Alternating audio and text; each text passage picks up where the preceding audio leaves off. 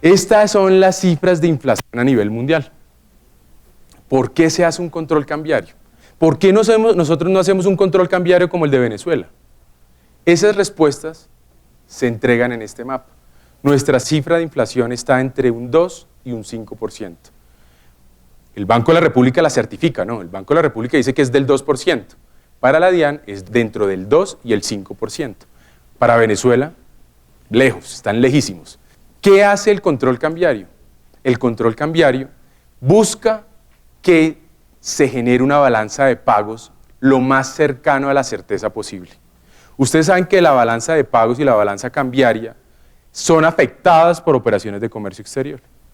Nuestra balanza de pagos y nuestra balanza cambiaria nos saca indicadores tan importantes como la inflación, que de la inflación se sacan muchos otros indicadores de la economía colombiana. El control cambiario es importante hacerlo. En Estados Unidos se hace control cambiario. En Venezuela es donde nosotros conocemos que se hace un control cambiario mucho más rígido. Cuando ustedes hablan de la ventanilla siniestra en los años 80, en la década de los 80, o 70 antes, sino que se formalizó más en los 80, se hablaba de control cambiario, abrir un poco, flexibilizar. Entonces el Banco de la República ha decidido, la Junta Directiva del Banco de la República ha decidido tener dos esquemas, un mercado libre y un mercado cambiario controlado. Y nos pone a las supersociedades, a la superfinanciera y a la DIAN a controlar ese mercado que se debe verificar y estar al día. Pero, ¿por qué? La respuesta es sencilla, es la realidad del país. Y entramos a ver estos señores que en su tiempo, cuando querían comprar sus bienes suntuosos, llegaban con una cantidad de dólares y si no obligaban a punta de plomo, perdón el concepto, obligaban a las personas a adquirir o a recibir, perdón, divisas. ¿Cómo el señor adquirió la hacienda Nápoles? Comprándole a las las fincas o las parcelas que habían a punta de dólares. Tome sus dólares. ¿Por qué? Porque era complejo traducir o cambiar el dólar al peso. Pero fuimos innovando y nos encontramos en el siglo XX con David Murcia, que el negocio de Pablo Escobar era: yo recibo divisas. El negocio de este señor es: yo tengo divisas y las necesito afuera. O cómo compró sus Lamborghinis. A punta de captaba recursos de los ciudadanos colombianos, tengo peso. ¿Y quién necesita peso en el mercado? Que no sea visible. Pues el narco. Cambiemos. Usted me da una tasa preferencial y cambiamos. Entonces, cuando extraditaron a David Murcia Guzmán, todo el mundo decía: pero es que el delito de captación masiva e ilegal de dineros hasta ahora se originó y eso no es retroactivo. La operación del señor era trabajar con el Frente 57 de las FARC y a través del tapón del Darién sacar los dólares que intercambiaba con los narcos y los mandaba ¿a dónde? A Panamá. Esto es un ejemplo de un fracaso de nuestra política de estupefacientes. Hoy en día uno de los Lamborghini es un carro de la policía panameña, bastante ostentoso, pero esa es la realidad. La divisa ustedes las van a encontrar en todos estos casos, en todos estos tipos penales, en todos, en el tema de seguridad nacional, en el tema del hacker español. El hacker español, ¿con qué le pagaron? ¿Con pesos o con euros? Al tipo le sirven los pesos en España, ¿no? Entonces, eso empieza uno a ver, ese movimiento de divisas en el territorio colombiano, en donde empieza uno a preocuparse. ¿Y quién debe hacer este control?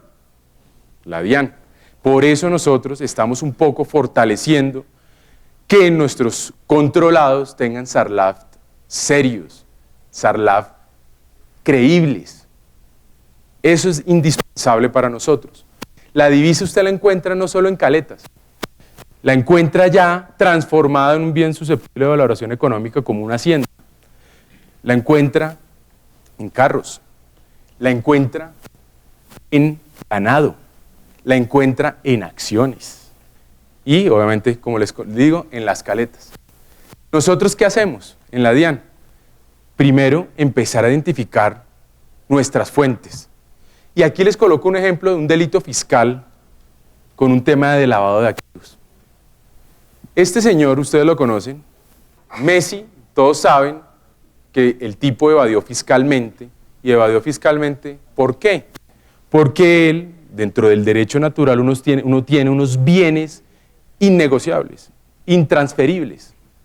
Y el tipo donó sus derechos de imagen deportiva, o sea, lo que es él, lo donó a una empresa constituida en Uruguay, paraíso fiscal, que no está en nuestro decreto, pero es paraíso fiscal para la OCDE. ¿Por qué? Porque tiene acciones al portador. Uruguay, la sociedad en Uruguay, como eran acciones al portador, se detectó que Forci Corporation eran los dueños de las acciones al portador. Y posteriormente se detectó que el papá, Jorge Horacio Messi, era el dueño de la acción en Uruguay. Pero ¿cómo procedía el negocio? Adidas, Barcelona, Pepsi, Banco Sabadell, querían pues obviamente que Messi fuera imagen de ellos. Entonces, ¿le pagaban a Messi? No. Le pagaban unas sociedades intermediarias en el Reino Unido. ¿Cuál es la moneda del Reino Unido? La libra esterlina.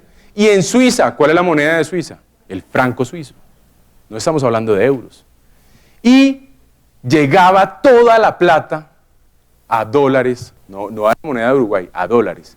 En ese proceso de conversión de monedas, Adidas, una empresa alemana, pagaba en euros, lo que tenían que convertir a libra esterlina o a euro, o a franco suizo, y posteriormente llegaba a Uruguay a convertirse en dólares. En ese proceso de conversión de divisas se vio lo raro.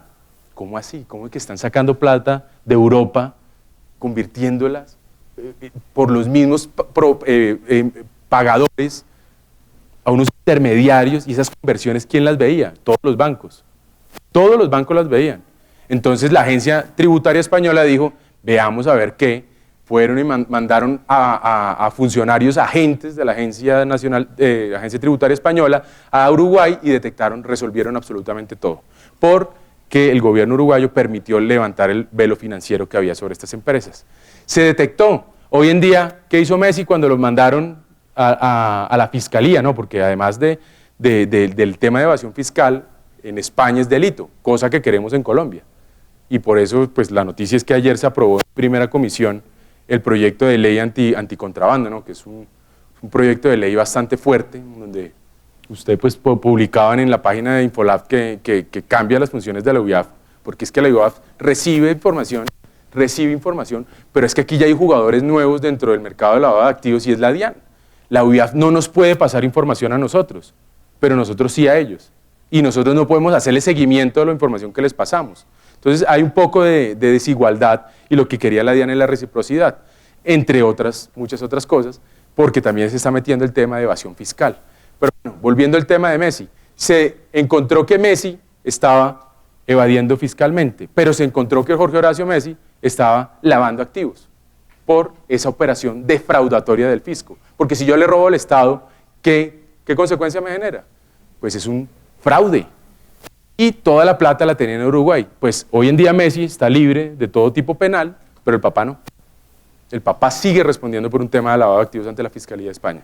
La idea es que nosotros ya estamos detectando quiénes son los sujetos ocultos a través de planeación tributaria, a través de nuestro decreto del 7 de octubre del ministro de Hacienda, diciendo cuáles son los paraísos fiscales, y el que tenga nexos con paraísos fiscales tiene que tener una retención alta.